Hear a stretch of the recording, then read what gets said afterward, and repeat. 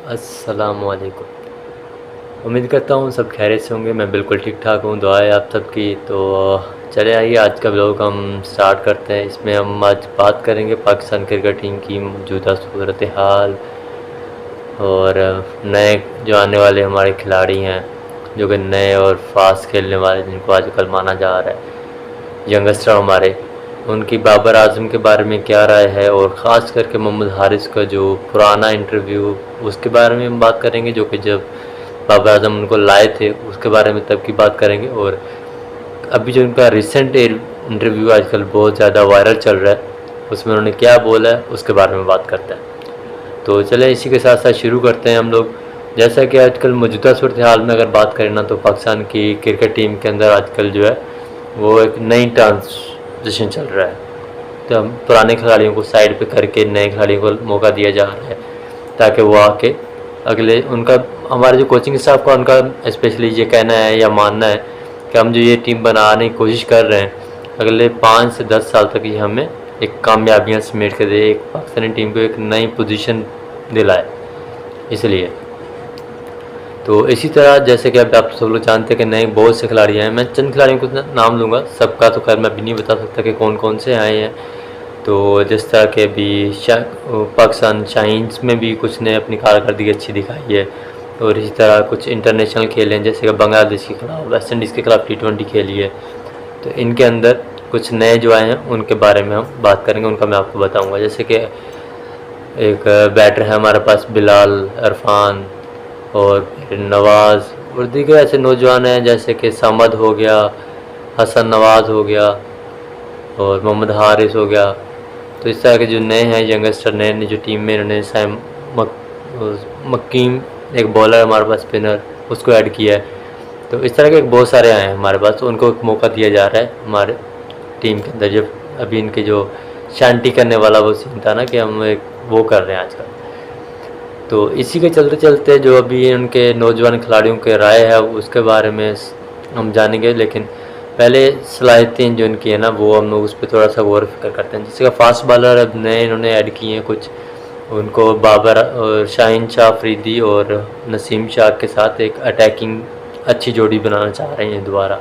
जिस तरह पहले हमारे 3 थे कि इनको कवर दे रहे थे एक दूसरे को, शाहीन हो गया, उसके बाद फिर नसीम शाह हमारे पास बहुत अच्छा है, उन्हीं के साथ साथ फिर हारिस रऊफ़ था, तो फिर शाहनवाज धानी था। लेकिन मेरे ख्याल में इनको शाहनवाज धानी को मौका देना चाहिए, क्योंकि इस टाइम पे इनके पास एक बेस्ट फास्ट बॉलर है पहले से ही।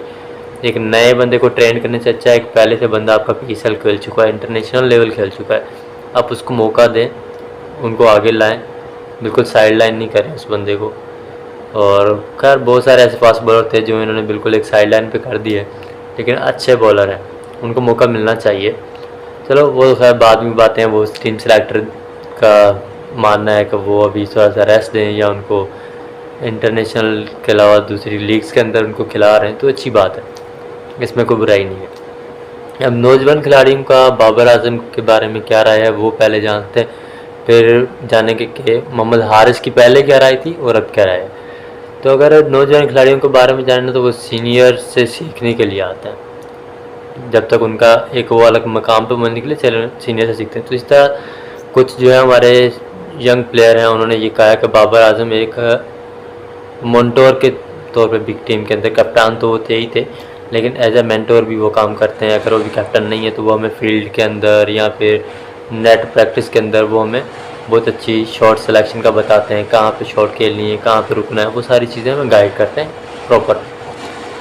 और किस फिर मतलब पिच पे चैलेंजेस मैच के अंदर कैसे अपने आप को कंट्रोल करना, वो सारी चीज़ें एक जर। और बॉलर भी, फास्ट बॉलर खास करके, वो ये चीज़ बोलते हुए हमने बहुत सारे इंटरव्यूज में उनको सुना भी होगा, आप लोगों ने भी, मैंने तो बहुत सुना है।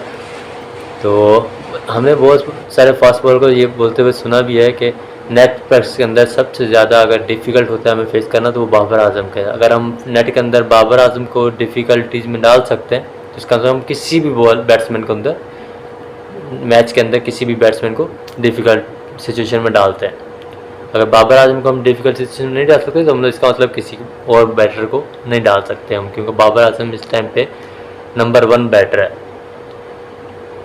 ठीक है, तो अभी हम बात करते हैं कि जब मोहम्मद हारिस जो कि हमारा विकेट कीपर बैट्समैन है, जिसको मिस्टर गूगल भी कहा जाता है। उनका जब वो शुरू में आए थे तो बाबर आजम ने बहुत अच्छा सपोर्ट किया, कमबैक करवाया, उनको बोला। तो उनका एक इंटरव्यू था, उन्होंने अपने इंटरव्यू में खुद अपनी ज़ुबानी बोला था ये लफ्ज़, ये उन्हीं के बोल रहे हैं, मैं इनको अपनी तरफ से नहीं बोल रहा, वो उन्होंने खुद बोला था कि बाबर आजम, जब मैं शुरू में आया था तो बाबर आजम ने मुझे बोला था कि अपनी जो तुम्हारी फ़िटनेस है या अपनी जो तुम्हारी डिफेंड है, मान जहाँ पे तुम कर सकते हो, अपने आप एतबार लेके तुम वो अपनी गेम खेलो, किसी और के बारे में नहीं सोचो। फिर उन्होंने नेट प्रैक्टिस के अंदर मुझे यहाँ तक भी बोला कि मुझे अपने जो सीनियर प्लेयर ने या बाबर आजम ने मुझे बताया कि किस शॉट को किस तरह खेलना है, सिर्फ एक ही शॉट को अपनी को नहीं बरकरार रखो, हर शॉट को खेलो और अपना बेस्ट दो। और आजकल जो है बाबर आजम और रिजवान पे बहुत ज़्यादा तनकीद की जा रही है कि बाबर आजम को और रिजवान को जो तेज़ खेलना चाहिए। इसी की तरह ही जो है मोहम्मद हारिस का आजकल का एक न्यू इंटरव्यू है जो कि बहुत ज़्यादा गर्दिश कर रहा है मीडिया के ऊपर। लेकिन आज हालिया इन दोनों में जो है ना, बाबर उनका जो इंटरव्यू मैं उसका आपको बताता हूँ कि हंसते हुए उन्होंने एक बोला था, मना क्वेश्चन किया मीडिया वालों ने कि बाबर आजम को T20 में क्या अपने फिटनेस को और रन्स को तेज़ करने के लिए कोशिश करनी चाहिए। तो हंसते हुए मुस्कुराते हुए उन्होंने बोला कि जी हाँ, बाबर आजम को T20 के हिसाब से फास्ट खेलने की कोशिश करनी चाहिए, प्रैक्टिस करनी चाहिए। बंदा इससे पूछे, जो बंदा तुम्हें लेकर आया, तुम्हें एक पोजीशन पे बनाया, अभी तो तुम्हारा नाम ही नहीं बना, अभी तो तुमने कुछ किया ही नहीं है, सिर्फ एक सेंचुरी मार दी तो तुम बैठ के एक सीनियर प्लेयर जो वर्ल्ड लेवल पे पूरी दुनिया जिसको मानती है, तुम उसके बारे में बोलते हो कि उसको खेलना चाहिए, तुम उसको एडवाइस दे रहे हो। डूब मरो यार, तुमने उससे सीखा है, तुम्हारा सीनियर प्लेयर है, तुम्हारा कैप्टन रह चुका है। सीरियसली अगर रिस्पेक्ट देखी जाए ना तो रिजवान से सीखो जाके कि सीनियर की और अपने कैप्टन की रिस्पेक्ट कैसे करते हैं। भले वो उसका फ्रेंड है, फ्रेंड लेवल अलग, वो कैप्टन खुद भी है, लेकिन फिर भी ग्राउंड के अंदर हमेशा बाबर को वो बाबर के नाम से नहीं, कप्ताना के नाम से बोलता है। रिस्पेक्ट करना उसको बोला जाता है। आप एक जूनियर प्लेयर हैं, अभी आए हैं, अभी आपने अपना कुछ नाम नहीं बनाया कि अभी आप उठ के एक सीनियर और एक वर्ल्ड लेवल के बैटर को जाके एडवाइस देना शुरू कर दो या उसके बारे में जाके मीडिया पे तनकीद करना शुरू कर दो। ये तनकीद किया उसने, सीरियसली एडवाइस नहीं दी, ये तनकीद किया गया। अगर देखा जाए ना, बाबर और रिजवान ने जो है मिल के 3300 रन्स बनाए T20 के अंदर, तो आपने क्या किया जो आप उसको जाके एडवाइस दे रहे हैं मीडिया के सामने, उनको एक बोल रहे हैं कि जी फास्ट खेलना चाहिए, तो इतने रन्स बना के दिखाओ। कोई एक पार्टनरशिप लगाई आप लोगों ने, 130 तक तो बड़ी मुश्किल से पहुंचते आप लोग, और उन दोनों ने 200 रन्स का हदफ चेज किया हुआ है, और एक बार नहीं मल्टीपल टाइम। वर्ल्ड कप के अंदर भी 152 इंडिया के खिलाफ उन दोनों ने चेज किया, दूसरे बॉलर को आने की ज़रूरत नहीं दी। इंडिया जैसी टीम को हराया जिसमें रोहित शर्मा और विराट कोहली भी था और अच्छे उनके बॉलर भी थे, तब भी उनको वो आउट नहीं कर सके, तो तुम आके उन पर बातें कर रहे हो। तो इसी तरह जब, खैर मैं तो बोल रहा हूँ, लेकिन इसके इंटरव्यू पे मोहम्मद हारिस पे बहुत सारे सीनियर्स ने भी, सीनियर जो हमारे जो एक्स प्लेयर हैं या एक्स हम लोग उनको बोलते हैं कि बैटर या बॉलर थे, उन्होंने भी बहुत ज़्यादा ख़ास करके बात करी। तो यहाँ तक कह डाला कि मोहम्मद हारिस ने अगर ये बोला है कि बाबर आजम को बैटिंग बेहतर करने की कोशिश करनी चाहिए मीडिया के अंदर, तो उसको लाठी से मारना चाहिए। सीरियसली सही बोला है। बासित अली पहले बाबर आजम के ख़िलाफ़ चलो बात करते थे, एक दफ़ा उन्होंने ये भी बोला था कि 3 छक्के नहीं मार सकता एक मैच के अंदर, तो उसने वो बाबर आजम ने मार दिया, लेकिन खैर तब का तब था। लेकिन अभी उन्होंने बाबर आजम के लिए स्टैंड लिया, ख़ास करके यार आप उमर अकमल या कामरान अकमल से सीखें। कामरान अकमल ने भी बोला है कि मोहम्मद हारिस ये बात बोल नहीं सकते, मैं ही नहीं बोल सकता, कामरान अकमल ने बोला कि ये बात मैं ही नहीं बोल सकता क्योंकि मैंने इतने रन्स नहीं बनाए पाकिस्तान टीम के लिए जितने बाबर अकेले ने बना दिए, तो हमारा हक नहीं बनता उसको ये बात बोलने के लिए। जब मैं वो पोजीशन पे आ जाऊँ, मैं अपना नाम बना लूँ दुनिया लेवल पे, तो फिर मैं बाबर के ख़िलाफ़ बात कर सकता हूँ। अभी तो मैं भी नहीं बात कर सकता। तो हारिस ने तो अभी कुछ किया ही नहीं है, अभी तो उसने कदम रखा और ऐसी बातें कर रहा है। और फिर तनवीर अहमद जो हमारा फास्ट बॉलर है, उसी ने भी बोला, बहुत सख्त लहजे में उसने हारिस को जवाब दिया कि पहले टीम में जगह पक्की करो, फिर बाबर आजम जैसे खिलाड़ी पर बात करो। ऐसा कुछ रद्द-ए-अमल दिया है हमारे सीनियर्स ने, और बहुत अच्छा लगा मुझे ये सुन के कि बाबर आज़म के साथ देने के लिए, बैक करने के लिए बाबर आज़म को हमारे सीनियर्स आए। और ये बहुत अच्छी चीज़ है, हमें एक अच्छा प्लेयर अल्लाह ताला ने पाकिस्तान को दिया है, तो हमें उसकी कदर करनी चाहिए और उसको सपोर्ट करना चाहिए। बाबर आज़म की अगर पोजीशन की बात की जाए ना यहाँ पे, तो बाबर आज़म ने लास्ट अपना जो T20 मैच जो उनको दिया गया है वो दिसंबर 2024 में मिला था। उसके बाद अब तक उसने कोई मैच नहीं खेला। लेकिन खैर अब टेस्ट सीरीज़ के बाद शायद एशिया कप में बाबर आज़म को मौका दिया जाए, क्योंकि टेस्ट सीरीज़ में इनका पता चल जाएगा। कल पाकिस्तान का और अफ़गानिस्तान का पहला मैच है टेस्ट सीरीज़ का UAE के अंदर, तो इंशाल्लाह कल वाज़ा हो जाएगा कहाँ पे है ये भी पाकिस्तानी टीम जो हमारे यंगर्स को लेके गए। और उम्मीद है कि अच्छा खेलेंगे, लेकिन जहाँ तक मुझे लग रहा है कि UAE के पिच के हिसाब से ये 130-135 से ज़्यादा नहीं बना सकता। बाबर आज़म रिजवान ही हैं जो इतना रन्स बना सकते हैं इन पिचों पे, और चेज़ भी कर सकते हैं। कल पता चल जाएगा। अगर आप लोगों को क्या लगता है कि मोहम्मद हारिस का ये बयान क्या मायने रखता है? मोहम्मद हारिस के बयान को अगर देखा जाए ना, तो कई तरह से लिया जा सकता है। ज़रूरतमंदी भी लेकर एक नौजवान खिलाड़ी होने के बावजूद एक बड़े प्लेयर को खुलेआम जो है वो तनकीद कर रहा है। ये टीम की जो है वो ट्रांसमिशन के चक्कर में चलते हुए ये बात वो बोल सकता है, तब्दीलियाँ जो आ रही हैं, या फिर यहाँ ये भी चीज़ सोची जा सकती है कि टीम के दरमियान जो इन और कोचेज़ के या टीम मैनेजमेंट के दरमियान जो नए प्लेयर आने वाले हैं, इनकी जो सोच में ना वो डिफरेंट है।